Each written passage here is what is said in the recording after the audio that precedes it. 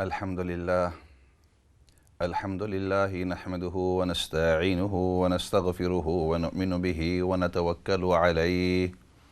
ونعوذ بالله من شرور أنفسنا ومن سيئات أعمالنا من يهده الله فلا مضل له ومن يضلله فلا هادي له ونشهد أن لا إله إلا الله وحده لا شريك له ونشهد أن محمدًا عبده ورسوله أما بعد فأعوذ بالله من الشيطان الرجيم بسم الله الرحمن الرحيم يا أيها الناس إنا خلقناكم من ذكر وأنثى وجعلناكم شعوبا وقبائل لتعارفوا إن أكرمكم عند الله أتقاكم إن الله عليم خبير صدق الله العظيم.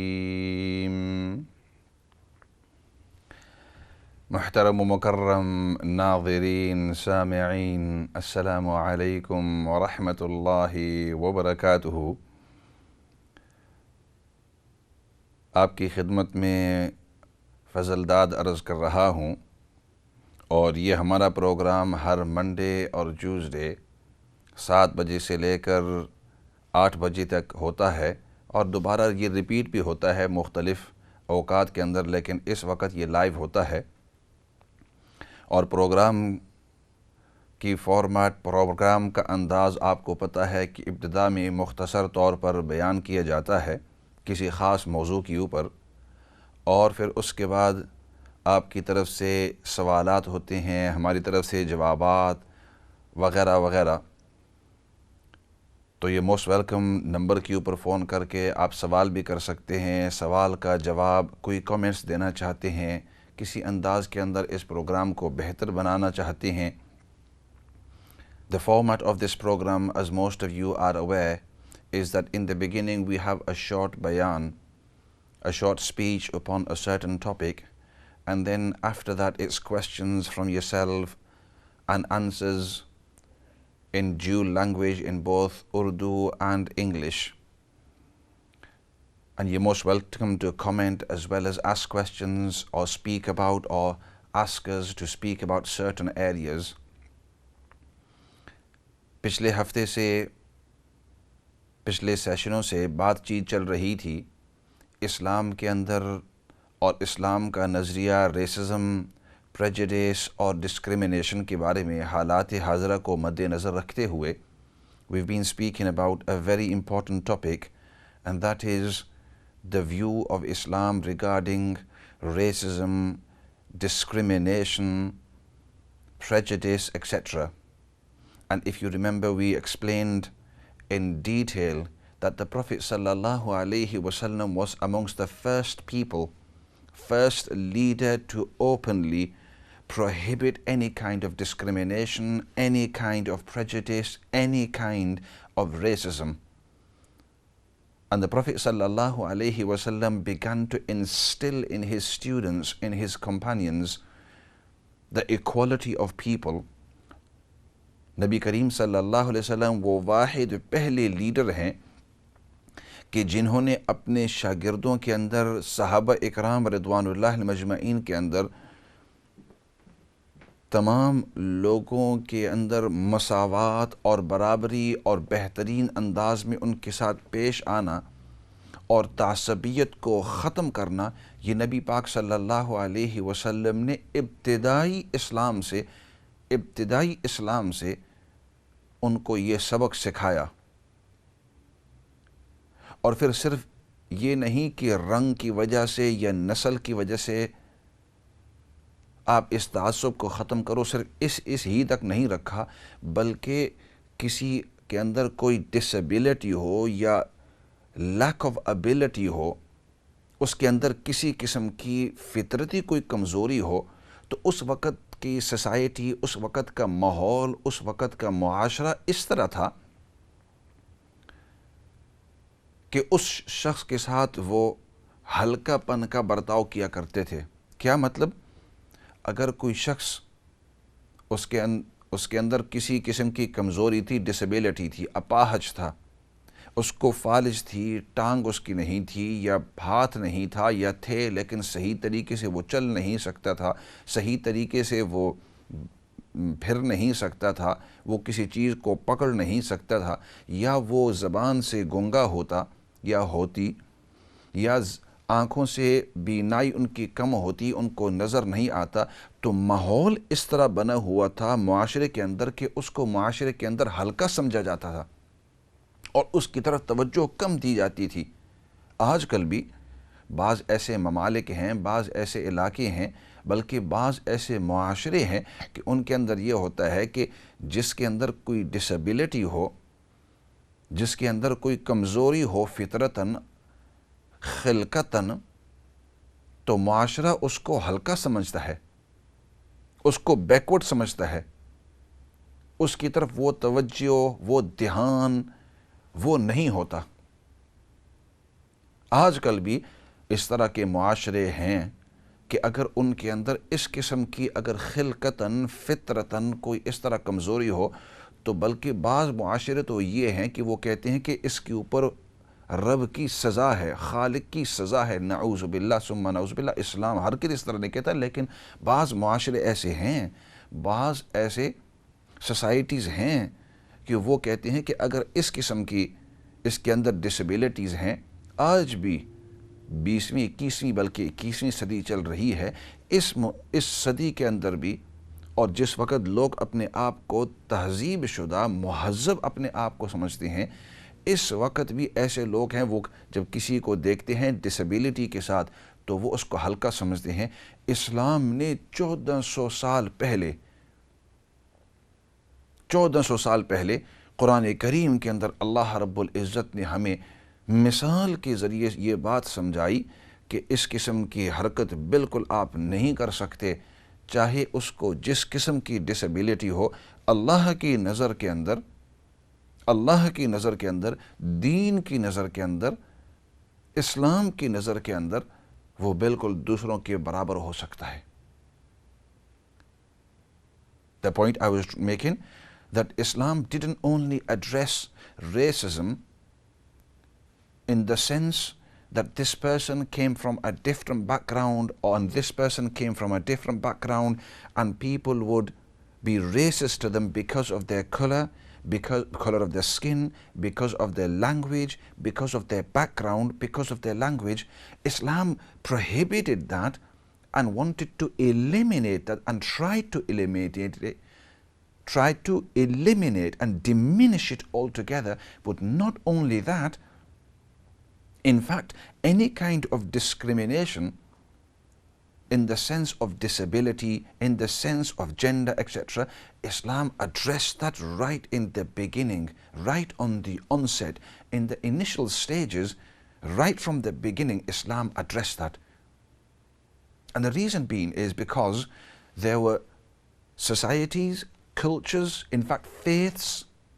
whole areas that would discriminate a person because of their ability or lack of ability or disability.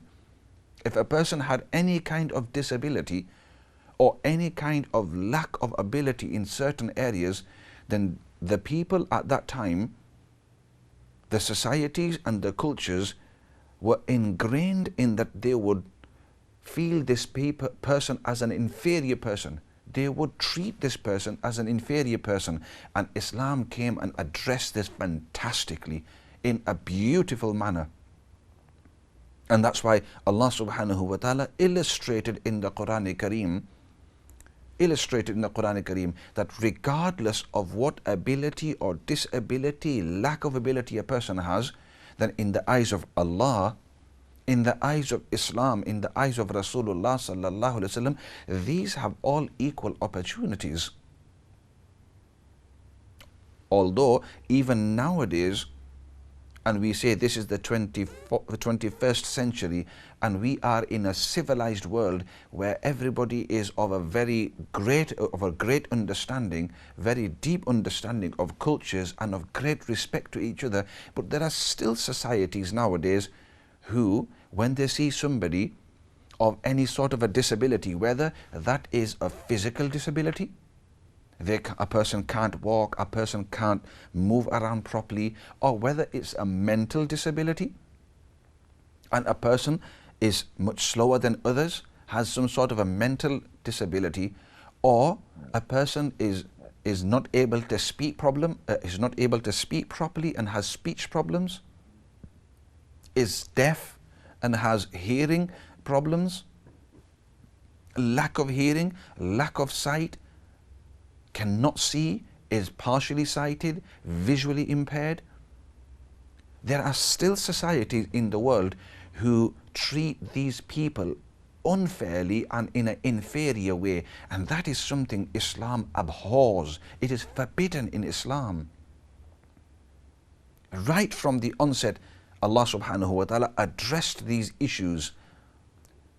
شروع سے اسلام نے ہمیں یہ سکھایا ہے کہ اگر کوئی شخص اس کو کسی قسم کی ڈسیبلٹی ہے، چاہے وہ لنگڑا ہو، لولا ہو، وہ چل نہیں سکتا، وہ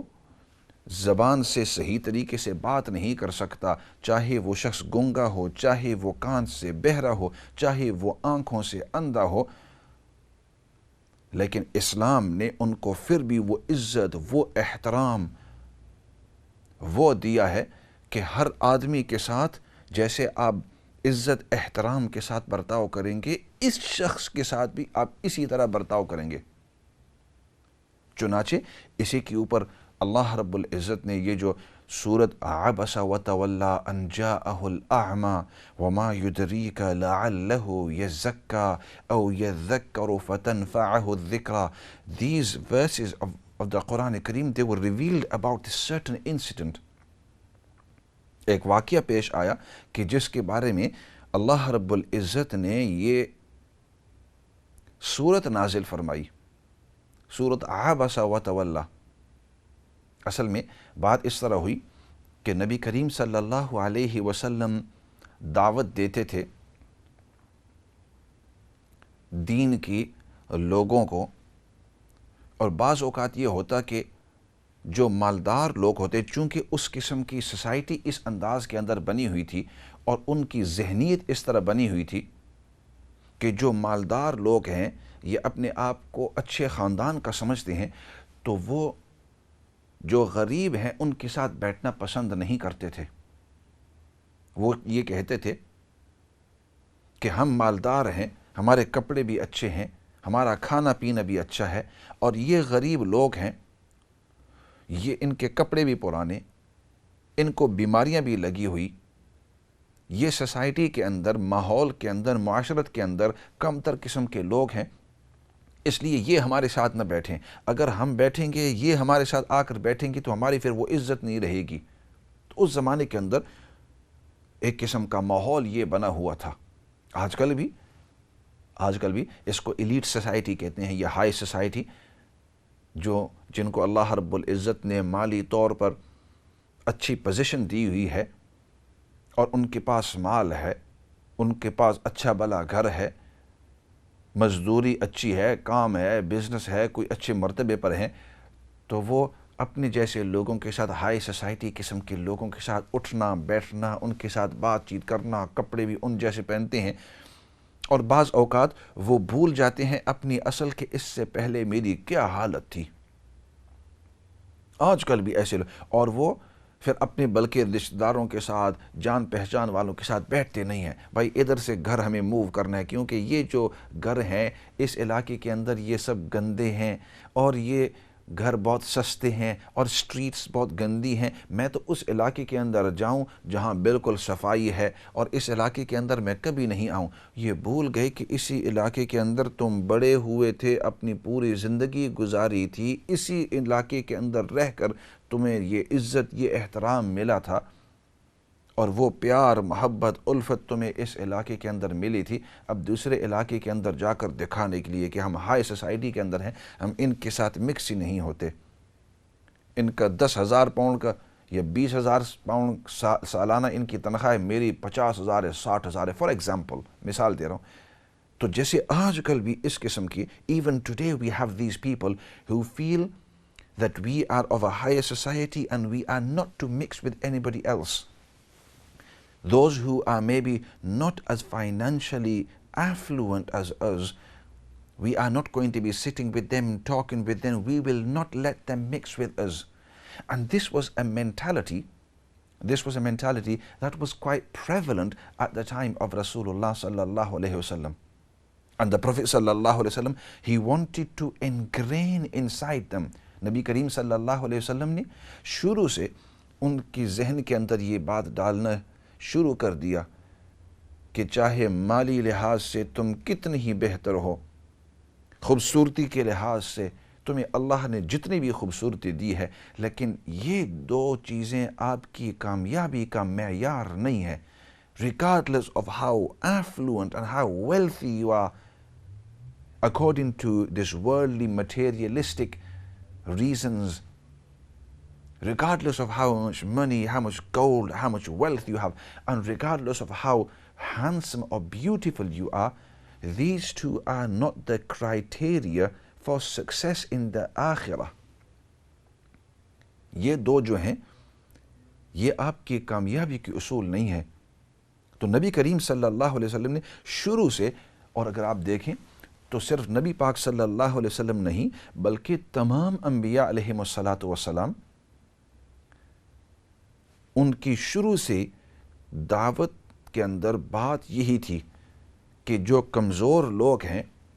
ان کو کمزور نہ سمجھو، کیا پتہ اللہ کی نگاہ میں وہ تم سے بہتر ہوں.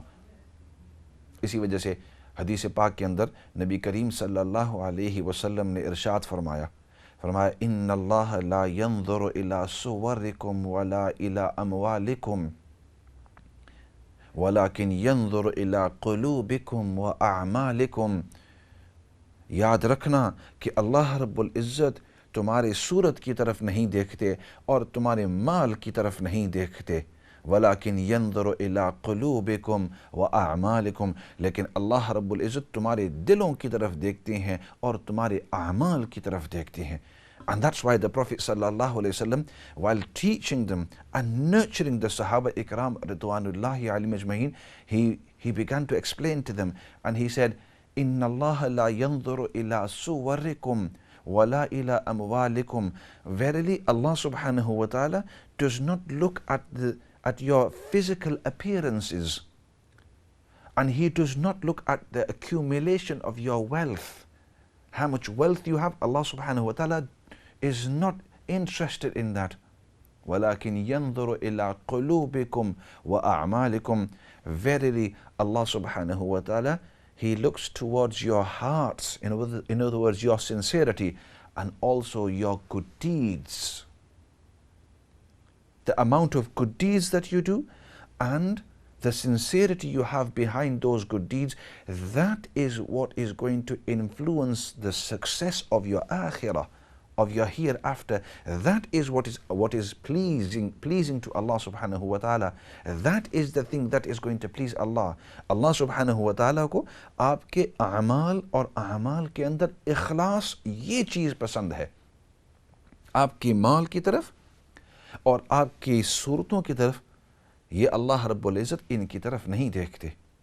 تو جب اللہ کے رسول صلی اللہ علیہ وسلم نے صحابہ اکرام کی اس انداز کے اندر تربیت کی, when the Prophet صلی اللہ علیہ وسلم began to nurture the صحابہ اکرام رضوان اللہ علیہم اجمعین in this kind of an atmosphere, and he began to take out of them these traits that they had previously inside them or in the society there was, of thinking anybody inferior to them, in the sense that if this person wasn't as well as them in worldly terms, materialistically, دنیاوی اسباب کے لحاظ سے اگر ان سے کوئی کم, تو اس کو اپنے سے کم نہ سمجھنا, بلکہ اپنے جیسے ہی سمجھنا۔ جب صحابہ اکرام رضوان اللہ مجمعین کے دل و دماغ کے اندر اور ان کی تربیت اس انداز کے اندر کی نبی پاک صلی اللہ علیہ وسلم نے، تو آہستہ آہستہ وہ جو تعصبیت ہے وہ بھی ختم ہوئی، اور یہ جو ڈسکریمنیشن ہے اس کو بھی ختم کیا۔ اور جو لوگ تھے، اور صرف صحابہ اکرام نہیں بلکہ ارد گرد پوری سوسائٹی کے اندر نبی کریم صلی اللہ علیہ وسلم نے ان کی ذہنیت اس طریقے سے بنائی کہ چاہے کوئی مالدار ہو، چاہے کوئی غریب ہو، اللہ کی نظر میں اللہ تمہارے اعمال کو اور تمہارے اخلاص کو دیکھتے ہیں۔ So the Prophet صلی اللہ علیہ وسلم, he was teaching them these beautiful اخلاق۔ اسی وجہ سے یہ جو صورت نازل ہوئی، اب اس بیک گراؤنڈ کے ساتھ اب اس صورت کو سمجھ لو۔ Now with this background and with this small introduction we can understand this surah۔ اس صورت کے اندر اللہ رب العزت نبی پاک صلی اللہ علیہ وسلم سے مخاطب ہیں۔ اللہ سبحانہ وتعالی is addressing Rasulullah sallallahu alayhi wasallam۔ A small incident happened۔ ایک چھوٹا سا واقعہ پیش آیا، اور اس واقعے کی وجہ سے نبی کریم صلی اللہ علیہ وسلم کو اللہ کی طرف سے یہ اگلا حکم ہوا۔ واقعہ یہ ہوا کہ آپ صلی اللہ علیہ وسلم دعوت دے رہے تھے لوگوں کو، تو جو مالدار لوگ تھے وہ یہ کہتے تھے کہ ہم ان کے ساتھ بیٹھنا نہیں چاہتے، آپ جب ہمیں دعوت دیں تو اپنے طور پر اکیلے طور پر آ کر ہمیں دعوت دیں، تاکہ ہم مالدار جو رئیس قسم کے لوگ ہیں، علاقے کے جو سردار ہیں، خاندان کے لحاظ سے اچھے خاندان کے ہیں، تو آپ ہم سے آ کر مخاطب ہوں، آپ ہم سے بات کریں۔ تو چنانچہ نبی کریم صلی اللہ علیہ وسلم نے حکمت کے طور پر یہ فیصلہ فرمایا کہ یہ جب آئے ہوئے ہیں تو ہو سکتا ہے اگر اس کی وجہ سے کہ میں ان کو خاص مخاطب کروں اور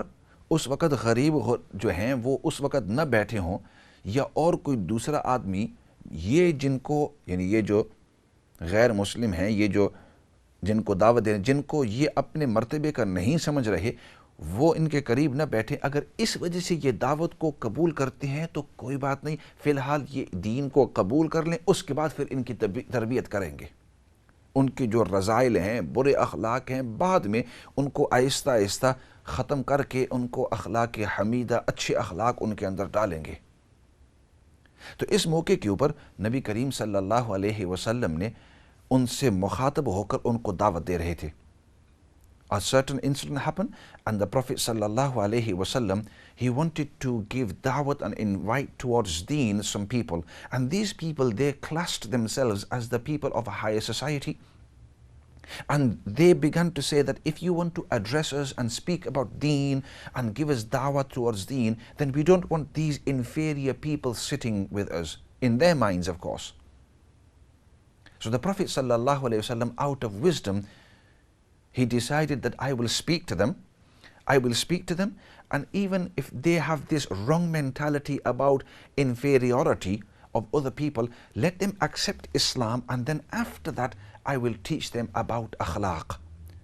Because the first and most important step is them accepting Islam, accepting me as the Prophet of Allah, and then I will help them understand deen, understand Islam. So that's why the Prophet sallallahu alaihi wasallam began to address them. تو نبی پاک صلی اللہ علیہ وسلم نے ان سے مخاطب ہو کر ان کو دعوت دی۔ ایسے کرتے ہیں، بریک کا وقت ہے، بریک کے بعد واپس آ کر اس بہت اہم موضوع کے اوپر تھوڑی سی بات چیت کریں گے، اور پھر یہ بتلائیں گے کہ دین نے ڈسکریمنیشن کو کس انداز کے اندر ایڈریس کیا۔ لیکن ایسے کرتے ہیں، فی الحال بریک کی طرف جاتے ہیں۔